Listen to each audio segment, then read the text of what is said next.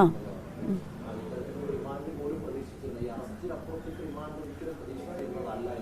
അതെ ആണ് 100%. കാരണം നമ്മൾ ഫസ്റ്റ് ഓഫ് ഓൾ എന്ന് പറഞ്ഞാൽ ഇവിടെ വന്നപ്പോൾ അവർ ഒരു നോട്ടീസും തരാതെയാണ് വന്നത്. അപ്പോൾ ആ ഒരു വീട്ടിൽ നിന്നിട്ട് ലൈവിനകത്ത് തന്നെ കാണാൻ പറ്റും. 7 മണിക്ക് മുമ്പ് തിരിച്ച് എത്താൻ പറ്റുമെന്ന് ചോദിച്ചിട്ടാണ് പോണത് തന്നെ. അത് നമുക്കൊരു പ്രതീക്ഷയുമില്ല ഇതൊരു നോട്ടീസാണോ, ഹാജരാകണം എന്നുള്ള രീതിയിലുള്ള ഒരു നോട്ടീസോ ഒന്നും നമുക്ക് വന്നിട്ടില്ല. പക്ഷെ ഇന്നലെ കോടതിയിൽ പറഞ്ഞത് അത് അങ്ങനെ പറഞ്ഞു, നമ്മൾ കൈപ്പറ്റിയില്ല എന്നൊക്കെ പറഞ്ഞു. അപ്പോൾ ഇത് ഫുൾ കള്ള കേസാണ്. എല്ലാ കാര്യങ്ങളും എന്നെ പറഞ്ഞിരിക്കുന്ന കള്ളമാണ്. പിന്നെ ഇന്നലെ ബെയില് റിജക്ട് ചെയ്യാനുള്ളതെന്ന് വെച്ചാൽ 75(1) എന്ന് പറയുന്ന ആ സെക്ഷനകത്തുള്ള പറഞ്ഞ ഏതോ വീഡിയോസിനകത്തുള്ള ഏതൊക്കെയോ കോണ്ടന്റ് അത് എന്താണെന്നുള്ളത് ക്ലിയർ ആയിട്ട് എടുത്ത് പറഞ്ഞിട്ടില്ല. ഏത് വീഡിയോയിൽ എക്സാക്ട്ലി ഏത് കോമന്റ് ആണെന്നും പറഞ്ഞിട്ടില്ല. അപ്പം അതിന്റെ ഒരു അടിസ്ഥാനത്തിലായിരിക്കും എന്തായാലും തുടർ നടപടിയിലേക്ക് നമുക്ക് കടക്കാറുള്ളത്. അത് നമ്മൾ ആലോചിച്ചുകൊണ്ടിരിക്കണേ ഉള്ളൂ. ഇനി അടുത്ത് എന്തായിരിക്കും ഏറ്റവും ബെസ്റ്റ് മൂവ് എന്നുള്ളത് നമ്മുടെ അഡ്വക്കേറ്റ് ഇങ്ങനെ ആലോചിച്ചുകൊണ്ടിരിക്കുകയാണ്. അത് തീരുമാനമായിട്ടില്ല. നമ്മൾ ഏതാ അറിയില്ല, അത് നമ്മളിങ്ങനെ ആലോചിക്കാൻ തീരുമാനമായിട്ടില്ല.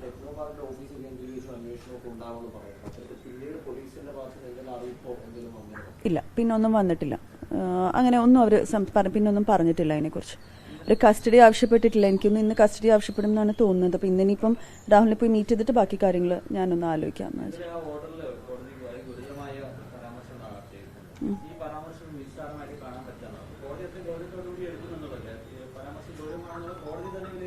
അല്ല, ബഹുമാനപ്പെട്ട കോടതിനെ എതിർത്ത് പറയുന്നതല്ല. പക്ഷെ ഇതൊക്കെ ഒരു ജഡ്ജിന്റെ ഡിസ്ക്രിപ്ഷൻ ആണല്ലോ. എന്താണ് വളരെ ഗൗരവമായ പരാമർശം, എന്താണ് അല്ലാത്തെന്നുള്ളതൊക്കെ ഒരു ജഡ്ജിയുടെ ഇതാണല്ലോ. അപ്പം ശരിക്കും ആദ്യം ഈ കേസിന്റെ ഒരു രീതി നോക്കുകയാണെങ്കിൽ തന്നെ ആദ്യം പറഞ്ഞത് വിക്ടിമിന്റെ പേരും ഐഡന്റിറ്റി റിവീൽ ചെയ്തു എന്ന് പറഞ്ഞിട്ടായിരുന്നു.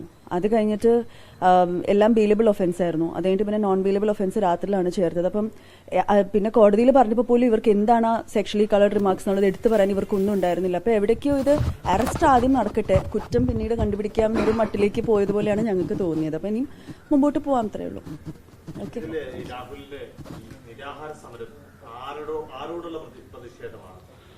അത് എനിക്ക് തോന്നുന്നു ഈ വന്നൊരു ബെയിൽ റിജക്റ്റ് ആയി വന്നപ്പോൾ ഉണ്ടായ ഒരു വിഷമമുണ്ടല്ലോ. കാര്യം എന്താ വെച്ചാൽ എന്തായാലും അദ്ദേഹം പറഞ്ഞ കാര്യത്തിനകത്ത് അങ്ങനെ എന്താ പറയുക, ഒരാളെ ഹേർട്ട് ചെയ്യുന്ന രീതിയിലോ ഒന്നുമല്ല. ഇപ്പം ലോകം മുഴുവൻ, സമൂഹം മുഴുവൻ ഒരു വ്യക്തിയെ, ഇതിനകത്ത് ഇപ്പം ഇര എന്ന് പറയുന്ന ഒരാളില്ല, 2 വ്യക്തികളാണ്. ഒരു വ്യക്തിയെ എല്ലാവരും കുറ്റം പറയുന്നു, മറ്റൊരു വ്യക്തി പറയുന്നതിനുള്ളിലും കള്ളമുണ്ട്, അതിനകത്തും തെറ്റായ ഫാക്ട്സ് ഉണ്ട് എന്നുള്ളത് തുറന്നു വിളിച്ച് പറഞ്ഞതിനാണല്ലോ ഇപ്പൊ 2 ദിവസം ജയിലിൽ കിടക്കേണ്ടി വരുന്നത്. അപ്പം അതിനോടുള്ളൊരു പ്രതിഷേധം, നീതിക്ക് വേണ്ടിയുള്ള ഒരു പ്രതിഷേധം. ഏതാ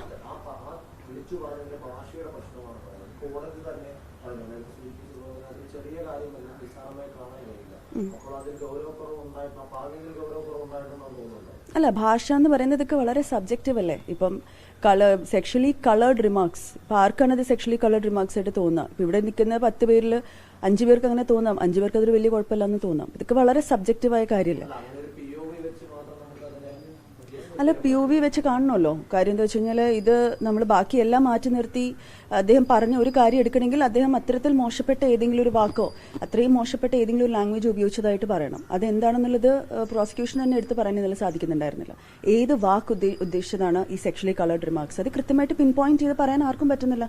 അപ്പോൾ ഏതെങ്കിലും ഒരു വീഡിയോ അയച്ചു തന്നെ കണ്ടോ ഈ വാക്ക് സെക്ഷലി കളേർഡ് റിമാർക്കാണ് എന്ന് പറയാനാണെങ്കിൽ നമുക്കത് നോക്കാം, ഓക്കെ അങ്ങനെയാണോ അല്ലേ. പക്ഷെ അങ്ങനെയല്ല, അദ്ദേഹം പറഞ്ഞ പല കാര്യങ്ങൾക്കകത്ത് അങ്ങനെ ഒരു ചൊവ്വയുണ്ട് എന്ന രീതിയിലൊക്കെ ഒന്ന് വ്യാഖ്യാനിക്കുമ്പോൾ അതിന് നമുക്ക് എങ്ങനെയാണ് ശരിയും തെറ്റെന്ന് പറയുന്നത് ഫൈൻ ലൈൻ നമുക്ക് പറയാൻ പറ്റില്ല. ഏത് ഭാഷ, എങ്ങനത്തെ ഭാഷയാണ് എന്നുള്ളത് ഓരോരുത്തർക്കും ഓരോ ഏത് ക്ലാരിറ്റി വേണമല്ലോ അതിന്. കാര്യം എന്താ വെച്ച് കഴിഞ്ഞാൽ ഒരാളുടെ തോട്ട്സ് ആണ്. അപ്പം കുട്ടിയുടെ പേര് പറഞ്ഞിട്ടുണ്ടോ, ഫേസ് റിവീൽ ചെയ്തിട്ടുണ്ടോ, മോശപ്പെട്ട വാക്കുകൾ ഉപയോഗിച്ചിട്ടുണ്ടോ ആ കുട്ടിയെക്കുറിച്ച്, ഇങ്ങനെയുള്ള കാര്യങ്ങളൊന്നും തന്നെ ചെയ്തിട്ടില്ല. പിന്നെ ബാക്കിയെല്ലാം ഓരോരുത്തരുടെ ഡിസ്ക്രിപ്ഷൻ അല്ലേ.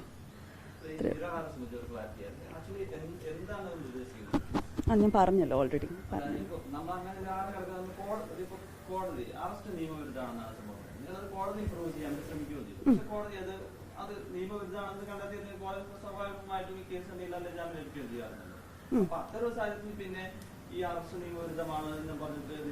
അല്ല അത് നമുക്ക് പറയാൻ പറ്റില്ല. അതൊക്കെ അദ്ദേഹത്തിന്റെ മനസ്സിലുള്ള തീരുമാനങ്ങളല്ലേ. നിരാഹാര സമരം ഇരിക്കണോ, അത് എന്ത് രീതിയിൽ, അത് ഓരോരുത്തരുടെ ഉള്ളിൽ അത് എങ്ങനെ എഫക്ട് ചെയ്യണമെന്നുള്ളതനുസരിച്ച് അവർ പ്രതികരിക്കുന്നു.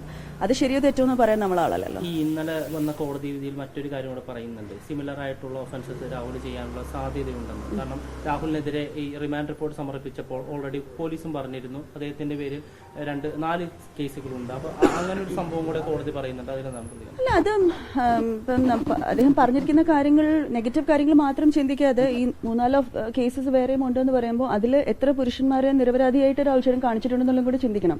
ഇപ്പൊ ശ്രീ മുകേഷിന് അഗേൻസ്റ്റ് ആയിട്ട് വന്നിട്ടുണ്ടായിരുന്നു, നിവിൻ പോളിക്ക് അഗേൻസ്റ്റ് ആയിട്ട് വന്നിട്ടുണ്ടായിരുന്നു. അന്നൊരു മീറ്റു മൂവ്മെന്റ് തുടങ്ങിയപ്പം എന്താ ചന്നം ഭിന്നം ആളുകൾ ഇങ്ങനെ വിളിച്ച് ഓരോരോ പേരുകൾ ഇങ്ങനെ പറയുമായിരുന്നു. അതിനകത്ത് എത്ര എണ്ണം ഫേക്ക് ആണെന്ന് രാഹുൽ ചേട്ടന്റെ സ്വരമായിരുന്നു ഏറ്റവും മുൻപിൽ നിന്നിരുന്നത്. അപ്പോൾ പറയുന്ന കാര്യങ്ങളുടെ പോസിറ്റീവായിട്ടുള്ള വശങ്ങളെ നമ്മൾ മറക്കാൻ പാടില്ല. പക്ഷെ സമൂഹം അങ്ങനെയാണ്, എന്തെങ്കിലും ഒരു അറസ്റ്റോ കാര്യങ്ങളോ വന്നു കഴിഞ്ഞാൽ ഉടനെ തന്നെ അതിനകത്ത് നെഗറ്റീവാണ് കാണുക. പക്ഷെ നാളെ നിങ്ങൾക്ക് ആർക്കോ അല്ലെങ്കിൽ ഇവിടെ ആർക്ക് വന്നാലും ഇങ്ങനെ ഒരു മെൻസ് കമ്മീഷനോ ഇങ്ങനെ ഒരു കാര്യം ആവശ്യമുണ്ടെന്നുള്ളതിന്റെ ഒരു ഏറ്റവും വലിയ തെളിവാണ്. കാരണം നിവിൻ പോളിക്ക് അഗേൻസ്റ്റ് ഒരു കുട്ടി വന്നിട്ട് ഞാൻ ഉറക്കത്തിൽ പറഞ്ഞു പോയതാണ് എന്ന് പറഞ്ഞൊരു കേസ്, എത്ര കൃത്യമായിട്ട് ഒരു നെഗറ്റീവ് കേസ് വന്നു. അതിനെതിരെ ഒന്നും സംസാരിച്ചില്ലായിരുന്നെങ്കിൽ നിവിൻ പോളി ഒരുപക്ഷെ നമ്മൾ ചിന്തിക്കുമ്പോൾ നിവിൻ പോളിയെ കുറിച്ച് ആലോചിക്കുമ്പോൾ ആ കേസായിരിക്കും നമുക്ക് ഓർമ്മ വരിക. അപ്പോൾ ഒരു പുരുഷന്റെ റെപ്യൂട്ടേഷൻ അത്രയും പെട്ടെന്ന് പോകല്ലേ. സ്ത്രീയുടെ റെപ്യൂട്ടേഷൻ പുരുഷന്റെ റെപ്യൂട്ടേഷൻ ആണെങ്കിലും രണ്ടും ഒരേപോലെ പ്രധാനമാണ്. എനിക്ക് വളർന്നു വരുന്ന 2 ആൺകുട്ടികളാണ്. ഒരു 10-20 വർഷം കഴിഞ്ഞ് അവർക്ക് തിരിഞ്ഞു നോക്കുമ്പം നന്നായി ഇങ്ങനെ ഒരു സംഭവം ഉള്ളത് എന്ന് അവർക്കും കൂടെ തോന്നണം. അപ്പം പലരും പറയും ഞാൻ സ്ത്രീ വിരുദ്ധമായിട്ട് സംസാരിക്കാൻ. നല്ല സ്ത്രീകൾക്ക് വേണ്ടി പുരുഷന്മാർക്കും വേണ്ടി സംസാരിക്കാൻ ആരെങ്കിലും വേണ്ടേ? അപ്പൊ അതുകൊണ്ടാണ് പറഞ്ഞത്. അപ്പൊ അതിനകത്ത് ഇപ്പം ഭാഷ എന്തെങ്കിലും തെറി വിളിച്ചിട്ടുണ്ടോ, മോശപ്പെട്ട വാക്കുകൾ വിളിച്ചിട്ടുണ്ടോ, അതൊക്കെയല്ലേ നോക്കണ്ടല്ലോ. അത് പറയുന്ന കാര്യത്തിനകത്ത് എല്ലാവർക്കും ഉപകാരമുള്ള കാര്യമല്ലേ പറയണേ. ഓക്കെ, ലോകത്തെവിടെയായാലും ഏത് സമയത്തും 24 വാർത്തകളും ഓഗ്മെന്റഡ് റിയാലിറ്റി പാക്കേജുകളും എക്സ്പ്ലെയിനറുകളും വിശദമായി കാണാൻ ഞങ്ങളുടെ യൂട്യൂബ് ചാനൽ നിങ്ങൾക്ക് സബ്സ്ക്രൈബ് ചെയ്യാം.